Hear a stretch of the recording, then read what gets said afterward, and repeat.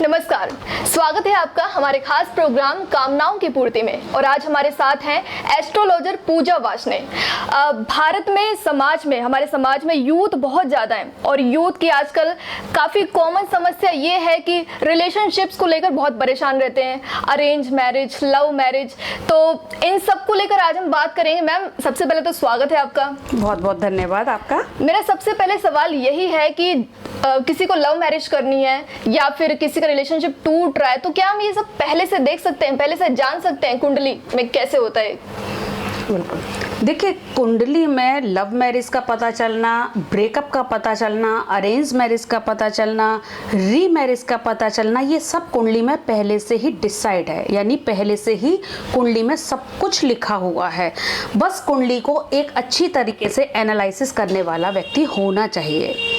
ये आज के समाज में ना बहुत बड़ा टॉपिक है कि लव मैरिज हो रही है, अफेयर्स ब्रेकअप हो रहे हैं, कहीं कहीं तो बहुत बहुत अफेयर हो जाते हैं लोगों के। आपने सुना भी होगा कि एक से दोस्ती हुई, दूसरी से टूटी, एक से छोड़ी, इस तरीके से चलता रहता है। बहुत समय लोग आजकल अपना समय भी बर्बाद कर रहे हैं और पैसा भी बर्बाद कर रहे हैं, बिल्कुल, अपने फ्रेंड्स को खुश करने के चक्कर में, लेकिन पता चलता है हाथ में उनके कुछ भी हासिल नहीं हो पाता। तो ये सारी चीज ना कुंडली में हम पहले से जान सकते हैं। जब भी कुंडली में लव मैरिज की बात आती है तो सबसे पहला बात आती है शुक्र पर। शुक्र ही क्योंकि शुक्र को क्या है ना, मैरिज का कारक माना जाता है। मैरिटल लाइफ के लिए शुक्र, जैसे मैरिज के लिए बृहस्पति, उसी तरह मैरिटल लाइफ के लिए कितना सुख मिलेगा उसको जीवन में, उसको हम शुक्र से देखते हैं। तो अगर कुंडली में शुक्र की स्थिति अच्छी है, शुक्र को हमें पहले देखना पड़ेगा, शुक्र की प्लेसमेंट कहाँ पर है, शुक्र किन भावों में बैठा हुआ है, उस पर किस भाव पर दृष्टि पड़ रही है, उस पर शुभ ग्रह देख रहा है, अशुभ ग्रह देख रहा है, ये सारी चीज हम पता करते हैं। ठीक है, शुरुआत अगर शुक्र को हमें जानना है तो सबसे पहले कुंडली के 12 भावों को भी हमें थोड़ा थोड़ा शॉर्ट में समझना पड़ेगा, तभी हम कुंडली की आपने जैसे मेरे से प्रश्न पूछा कि लव मैरिज, अफेयर, ब्रेकअप, ये सारे कैसे पता चलते हैं, तो मैं बहुत शॉर्ट में आपको बताती हूँ। बाकी लव मैरिज को हम अच्छी तरीके से समझाएंगे। कुंडली के पहले भाव से हम व्यक्तित्व देखते हैं, दूसरे भाव से परिवार, कुटुंब, धन संचय देखते हैं, तीसरा भाव कुंडली का हमारा पड़ोस कहलाता है, हमारी हॉबीज कहलाती हैं, चतुर्थ भाव कुंडली का होता है सुख, वाहन का सुख, घर का सुख और माँ। कुंडली का पंचम भाव जो सबसे ज्यादा आज के टाइम में इंपॉर्टेंस है वो होता है कुंडली का पंचम भाव। पंचम भाव होता है कुंडली का रोमांस, अफेयर, लव मैरिज, संतान, पूर्व जन्म के कर्म, सब कुछ हम कुंडली के पंचम भाव से देखते हैं। क्योंकि पंचम भाव को समझने के लिए हमें कुंडली के बारे में थोड़ा सा जानना पड़ेगा। तो पंचम भाव के बाद आता है हमारा कुंडली का छठा भाव। यहाँ से हम जॉब देखते हैं, कंपटीशन देखते हैं, रोग, ऋण, शत्रु, कर्जा, बीमारी देखते हैं। सातवां भाव से हम विवाह देखते हैं। सातवां भाव क्योंकि हमारा विवाह का कारक होता है, व्यापार का भी कारक होता है और विवाह का कारक भी होता है। अष्टम भाव से हम ससुराल देखते हैं और पति और पत्नी का सुख कितना मिलेगा वो हम अष्टम भाव से देखते हैं। कुंडली के नवम भाव से, क्योंकि नवम भाव हमारा भाग्य है और पिता है, ठीक है। कुछ लोग 10th हाउस को भी पिता मानते हैं, लेकिन हम 9th हाउस को भी इसमें सम्मिलित करके चलते हैं क्योंकि भाग्य से ही हमें पिता का साथ मिला है, ठीक है। तो 9th हाउस हमारा भाग्य हो गया, पिता हो गया। 10th हाउस हमारा होता है कर्म, हम किस कर्म में आगे बढ़ रहे हैं। 11th हाउस होता है हमारा लाभ और हानि, हमारे मित्र। और 12th हाउस होता है हमारा हॉस्पिटल, कोर्ट कचहरी, धन की बर्बादी और साथ में वैवाहिक सुख। तो एक छोटे से पॉइंट को समझने के लिए, कुंडली में रोमांस, कुंडली में मैरिज, ब्रेकअप समझने के लिए हमें कुंडली के हर भाव को देखना पड़ता है। लव मैरिज हुई लेकिन सुख नहीं मिला, वैवाहिक सुख नहीं मिला, मैरिज डिस्टर्ब हो गई, तो इसलिए मैंने आपको शॉर्ट में ये सारी चीजें बताई। अब बात आती है कि कुंडली में लव मैरिज कैसे पता चलती है या ब्रेकअप कैसे पता चलते हैं। पहले से कैसे पता, पहले से हम कैसे पता चल सकता है। आपने देखा होगा किसी व्यक्ति की अगर हम कुंडली देखते हैं तो हम उसको पहले से बताते हैं कि अरे इसकी कुंडली में तो ना लव मैरिज की हो गए, या लोग पूछते भी हैं अक्सर कि ये बताइए कि इसकी कुंडली में क्या लव मैरिज है या अरेंज मैरिज है। क्योंकि जो पुराने लोग हैं, रूढ़िवादी हैं, विचार जिनके बहुत सोच पुरानी है, वो लोग इस चीज़ को ना बहुत गलत भी मानते हैं।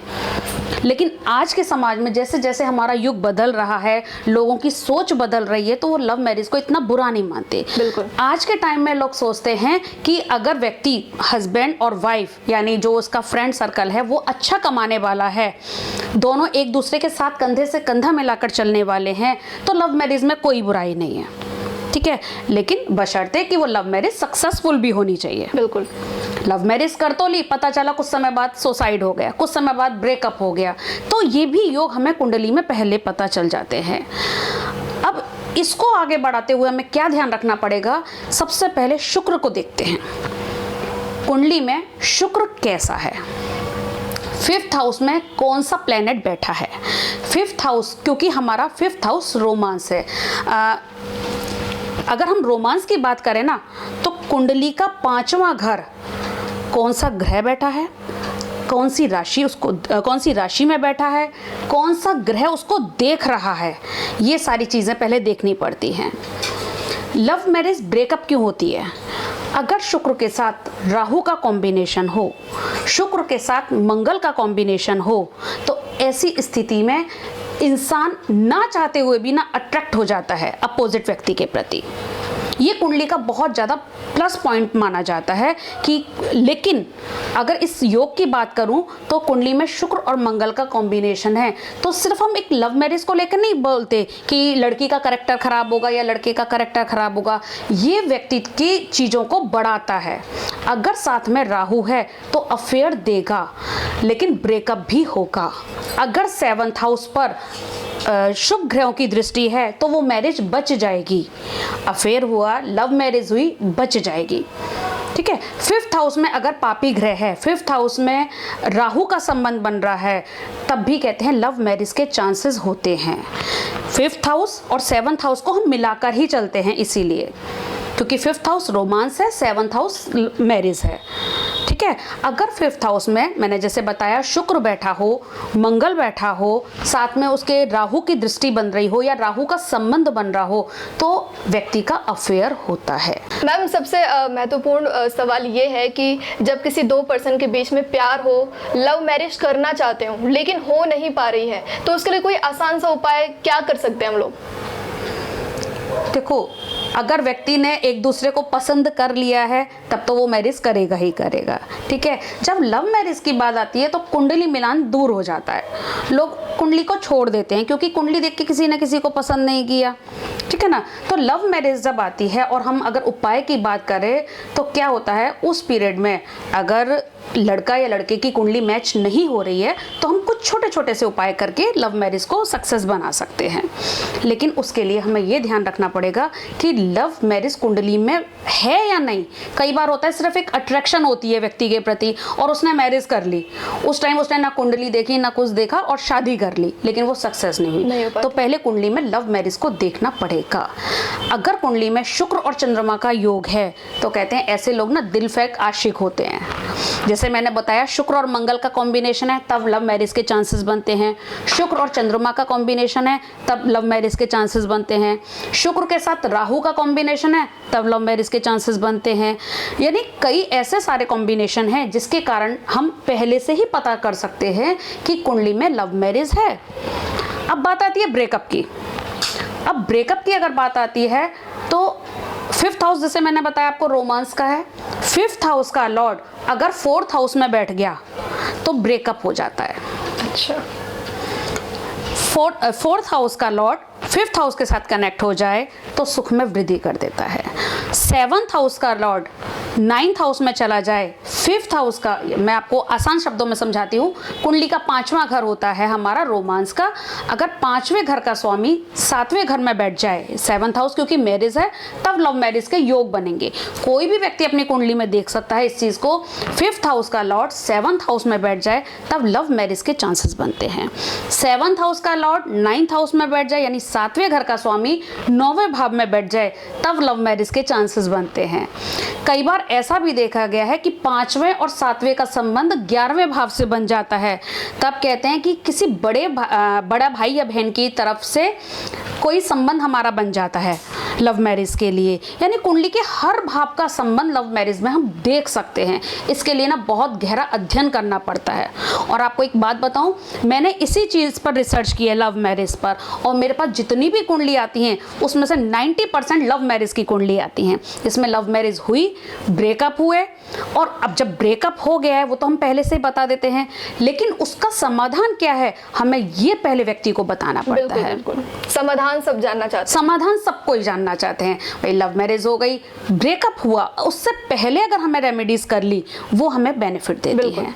ठीक है, तो बेनिफिट के लिए अगर हम छोटा सा उपाय मैं बताती हूँ, आप जिस व्यक्ति को पसंद करते हैं, अगर आपकी कुंडली मैच नहीं कर रही है और आप चाहते हैं कि इस व्यक्ति से ही मेरी शादी हो, तो आप कोर्ट मैरिज कर लें उस व्यक्ति के साथ, दूसरी बार उस व्यक्ति के साथ समाज में शादी कर लें।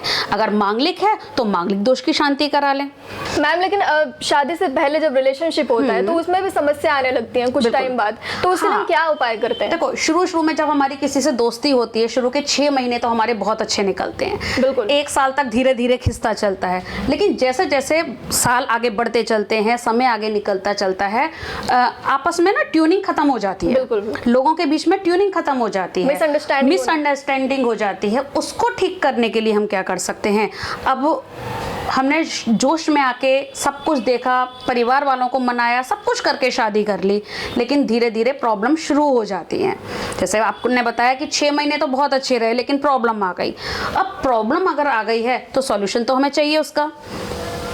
तो उसके सॉल्यूशन के लिए हम क्या करेंगे कि राधा कृष्ण, आपको पता ही है राधा कृष्ण प्रेम के पुजारी हैं, तो राधा कृष्ण का फोटो अपने बेडरूम में लगा सकते हैं।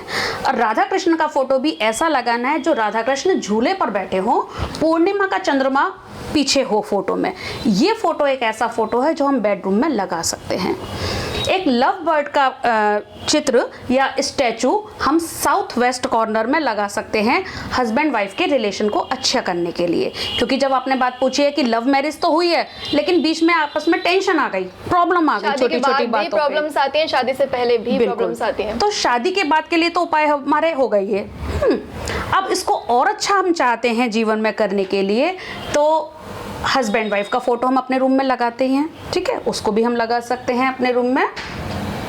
और साथ में अगर हस्बैंड चाहे अपनी लाइफ को अच्छा रखना है, मैरिटल लाइफ में कोई प्रॉब्लम नहीं आए, चाहे लव मैरिज हो चाहे अरेंज मैरिज हो, क्योंकि आज हमारा लव मैरिज का टॉपिक है तो हम लव मैरिज को लेकर ही बात कर रहे हैं। अगर कपल चाहते हैं कि मेरी लाइफ एक स्मूथ लाइफ चले, मेरी लाइफ में कोई प्रॉब्लम्स ना आए, तो हस्बैंड अपनी वाइफ को दही भल्ले खिलाए फ्राइडे के दिन। 11 शुक्रवार अगर ये ऐसा करता है, और इस चीज़ का हमें ध्यान रखना है कि दही भल्ले पर लाल सॉस डली हो। अगर हस्बैंड अपनी वाइफ को खिलाता है तो आप देखिए 11 शुक्रवार करते करते हस्बैंड वाइफ का रिलेशन पहले जैसा हो जाएगा। बहुत बहुत धन्यवाद मैम हमसे बात करने के लिए। आज हमने बात की है रिलेशनशिप्स के बारे में, अफेयर्स के बारे में। यूथ की काफ़ी बड़ी समस्या है ये। उम्मीद करते हैं कि आपको समझ में आई होगी और आप इन उपायों को देखकर और समझकर अपनी ज़िंदगी बनाएंगे और संवारेंगे।